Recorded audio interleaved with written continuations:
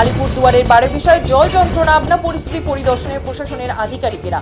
আলিপুরদুয়ার জেলার বারোবিশায় অল্প বৃষ্টিতেই জলমগ্ন হয়ে পড়ে কুমারগ্রাম বারোবিশার রাজ্য সড়কে এক যন্ত্রণা ভুক্তভোগী সাধারণ মানুষ। বর্ষা এলেই সমস্যা হয়ে বেড়ে ওঠে, স্থায়ী কোনো সমাধান হচ্ছে না। নিত্যদিন স্কুল পড়ুয়া থেকে ব্যবসায়ী সাধারণ ভোগান্তির শিকার হচ্ছেন। এক রাতেই বৃষ্টিতেই জলমগ্ন হয়ে পড়ে গোটা এলাকা। একাধিকবার সরকারি আধিকারিকেরা পরিদর্শন করলেও কোনো সমাধান হয়নি। রবিবার রাতে বৃষ্টিতে ফের এলাকা জলমগ্ন হয়ে পড়ে। সোমবার জলমগ্ন এলাকা পরিদর্শন করেন কুমারগ্রামের বিডিও সন্দীপ ধর সহ অন্যান্য আধিকারিকরা। এদিন স্থানীয় ব্যবসায়ী এবং বিজেপি নেতৃত্ব সমস্যার কথা তুলে ধরেন।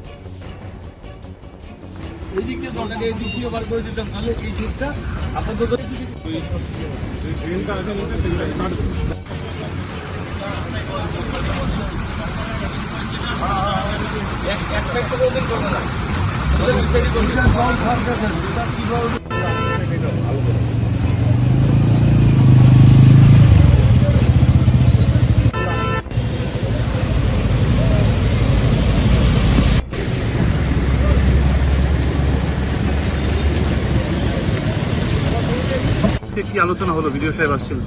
আপনারা প্রত্যেকেই জানেন বারোবিশার চৌপতিতে কুমারগ্রাম রোডে যে জলের সমস্যাটা, সেটা সেই 2011-র পর থেকেই সমস্যা দেখা দিচ্ছে। আমরাও এখন এই সমস্যা আমরাও সম্মুখীন হচ্ছি। তা আমরা চেষ্টায় আছি এটার থেকে তাড়াতাড়ি মুক্তি পাওয়ার জন্য এবং বারোবিশার এই কুমারগ্রাম রোডের যেন জল না জমে তার ব্যবস্থা গ্রহণের জন্য। আমাদের বিডিও সাহেব এসেছিলেন, পিডব্লিউডি থেকে এসছেন, ইরিগেশন ডিপার্টমেন্ট থেকে এসছেন। ওনারা এনএইচ থেকে আসেননি, কিন্তু এনএইচে কথা চলছে। ওনারা এই বিষয় নিয়ে দেখছেন এবং একটা ইনস্ট্যান্ট সলিউশনের জন্য ওনারা চিন্তাভাবনা করেছেন। আমাদের এটা ভলকা 1 জিপিতে পড়ে বারোবিশা, সেই জিপির নির্মাণ সহায়ককে ডেকেছে। এখন আমাদের একটা কিছু পরিকল্পনা আছে ওনাদের, যে ইনস্ট্যান্ট যদি কিছু একটা করা যায়।